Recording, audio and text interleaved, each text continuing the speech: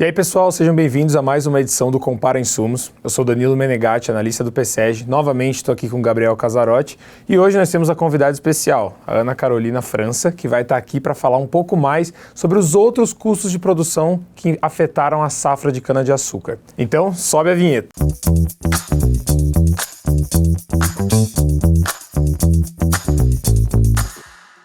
Então, seja muito bem-vinda, Carol, nesse primeiro episódio que está participando com a gente do Compara Insumos. A porta está aberta. Você quer começar se apresentando um pouquinho para o pessoal? Muito obrigada, Gabriel. É um prazer estar aqui com vocês, falando um pouquinho da realidade que eu trabalho. Meu nome é Carol.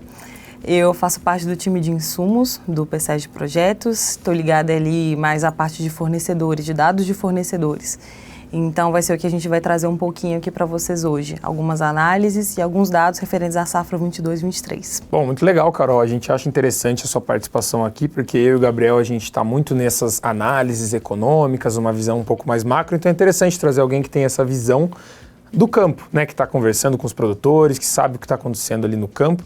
Então, por isso que a gente achou interessante a sua participação aqui hoje. Então, começando falando um pouco a respeito dos custos de produção, custos totais de produção, a gente já vem uma crescente desde a safra 2021, onde da 2021 para 21-22 nós tivemos um aumento principalmente pressionado pela quebra de safra e pelo valor do arrendamento, não pela quantidade de toneladas por hectare, mas sim pelo preço pago no arrendamento influenciado pelo preço do ATR, né? Que ao mesmo tempo que a gente teve o aumento dos custos de produção, nós tivemos também um aumento no valor do ATR.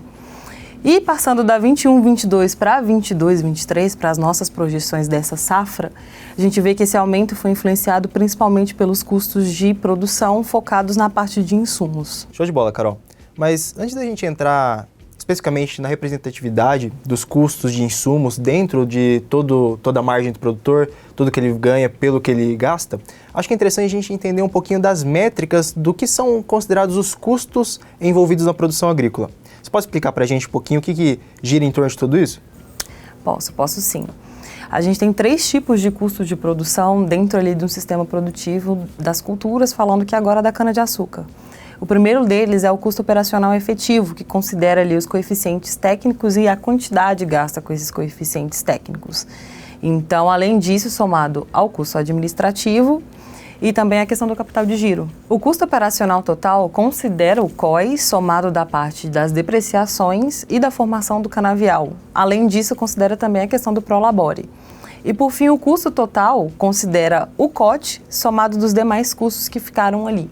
Então, esse que a gente vai avaliar agora, que teve um aumento da safra 21-22 para 22-23 na casa de 30%.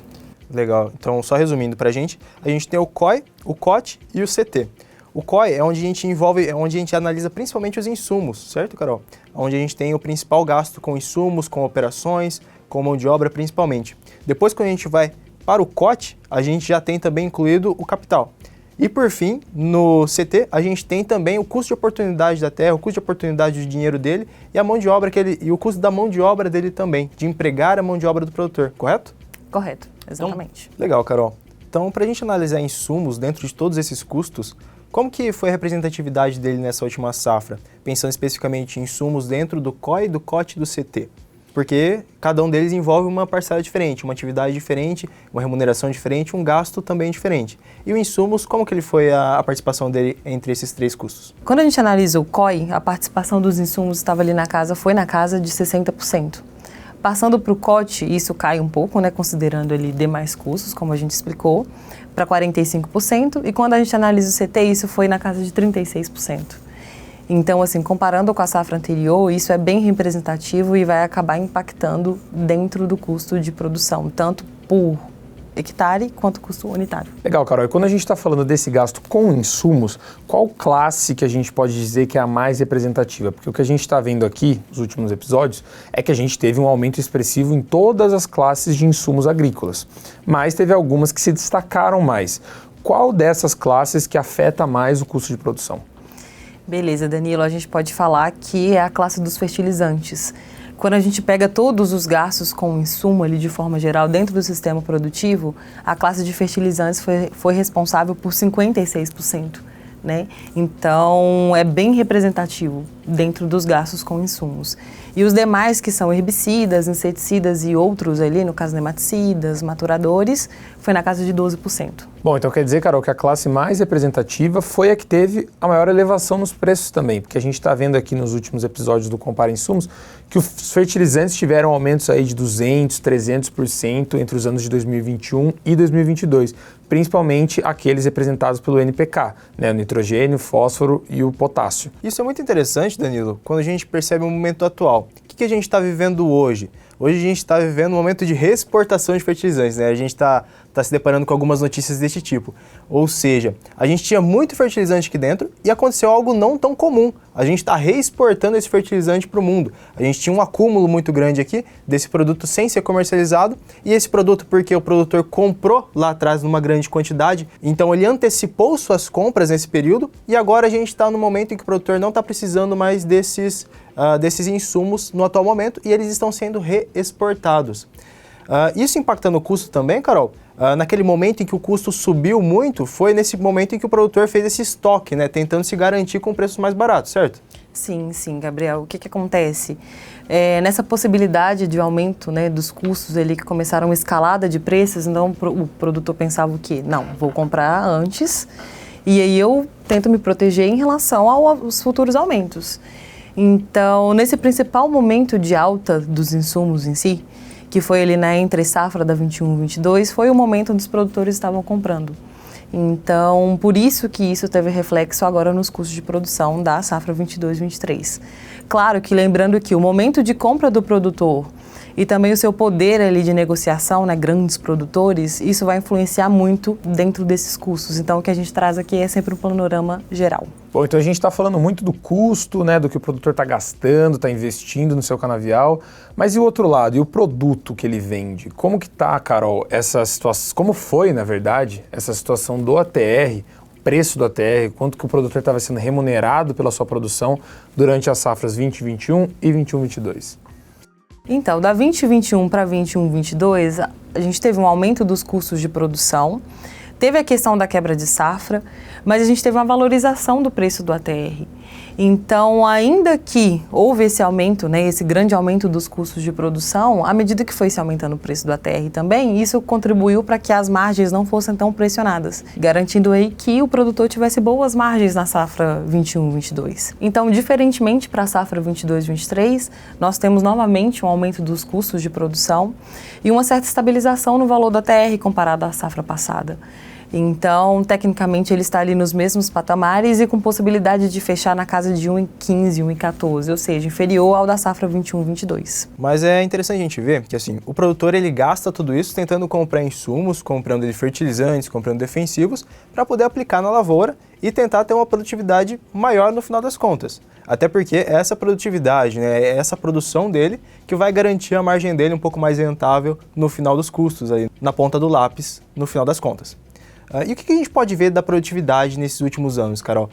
Funcionou ele ter investido tanto em insumos assim? Ou esse investimento não foi tão bom por conta dessa quebra de safra que você mencionou? Então, Gabriel, esse é um ponto muito importante. Ali na safra 2021, antes de todos esses problemas, nós estávamos com a produtividade dos canaviais na casa de 81 toneladas por hectare. Com a questão da quebra de safra, na 21-22 esse número caiu para 70 toneladas por hectare. E na 22-23, nossas perspectivas, né, nossos números aqui do PSEG indicam que essa produtividade vai ficar na casa de 73%.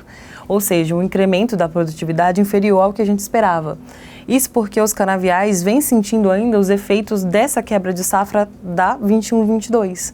Então, ali nós temos um canavial atrasado devido à ocorrência das geadas, com falhas por causa dos incêndios e estressado de forma geral devido ali ao período de estiagem. Então, todos esses fatores contribuíram para esse incremento de produtividade abaixo do esperado. Legal, Carol. Mas e o produtor? Como que ele pode, então, se proteger, né, tentar buscar novas estratégias para conseguir um aumento da produtividade, já que ele sofreu tanto ali nesses últimos tempos, tanto por conta de fatores ambientais, ali como você citou, as geadas, a estiagem, e também com fatores econômicos, né, os preços de insumos. Então, ele vem sendo muito atacado conforme isso. Como que ele pode se proteger no sentido de utilizar produtos ou estratégias que retornem com produtividade, mas que os custos sejam mais em conta? O que você está vendo no campo com relação a isso? Então, Gabriel, quando a gente pega ali o sistema produtivo, né, da cana-de-açúcar, a gente vê que em todas aquelas etapas, os insumos usados ali, eles são essenciais. Então, nós não temos como retirar esses insumos. O que nós precisamos fazer é otimizar e aderir tecnologias disponíveis aí no mercado para que a gente consiga aumentar essa produtividade.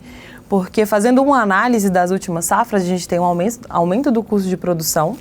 Nós temos ali, no começo, um aumento do valor do ATR, no preço do ATR, e depois uma estabilização. E nós temos ali a produtividade andando de lado. Então, é nela que nós temos que trabalhar. Bom, Carol, então se o nosso foco tem que ser na questão da produtividade, quais são as oportunidades que você está observando para a gente aumentar essa produtividade sem que a gente tenha ali aumentos expressivos nos custos e essa operação ainda seja rentável para o produtor?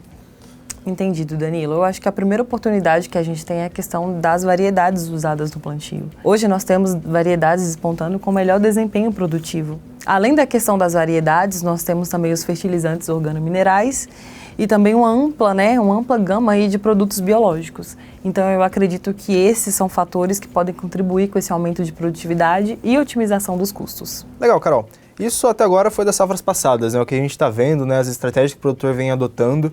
Mas e para essa safra agora, para as que virão, o que a gente pode esperar, tanto desse aumento de custos, não só de insumos, mas no geral, das estratégias que o produtor vem adotando, o que a gente está vendo atualmente e o que a gente pode esperar para os próximos anos? Então, falando novamente do custo total, as nossas projeções indicam um aumento aí na casa de 30% desse custo, então envolvendo ali, além dos insumos, todas as outras etapas do processo produtivo.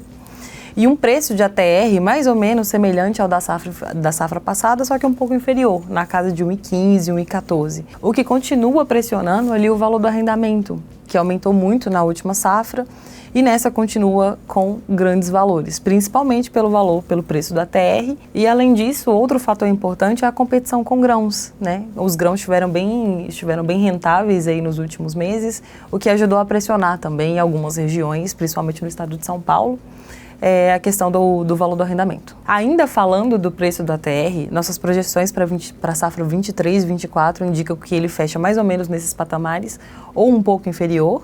Quem quiser conferir, tem isso no nosso aplicativo Calcula Cana. Caso não aconteça, né, caso nós não tenhamos aí alguns eventos climáticos extremos, nós temos uma possibilidade de melhoria da produtividade também, o que ajuda a amenizar, né, essa pressão nas nossas margens. Legal, Carol. E se vocês quiserem conferir também quais são as nossas projeções para as próximas safras nos insumos agrícolas, a gente tem alguns vídeos especiais sobre isso. Fertilizantes, defensivos e diesel também, a gente já tem esses vídeos aqui no canal, então não se esqueçam de conferir se vocês tiverem interesse. Legal, Danilão. Além disso, a gente também tem um vídeo aqui no canal sobre as políticas dos candidatos, já que a gente está em ano eleitoral também, o que pode acontecer com o agronegócio caso essas políticas venham a se concretizar no ano que vem. É um bom vídeo também para perspectivas. Bom, pessoal, a gente agradece muito, Carol, a sua presença aqui conosco hoje. É o primeiro de muitos outros vídeos. A porta está sempre aberta para você. Muito obrigada, pessoal. Então, galera, a gente agradece muito a participação de vocês. Deixe aqui nos comentários os próximos tópicos que vocês querem ver aqui no canal. A gente pode trazer eles aqui nos próximos vídeos. Também, compartilha esse vídeo, deixa o like, ajuda a gente aí. E até uma próxima, pessoal.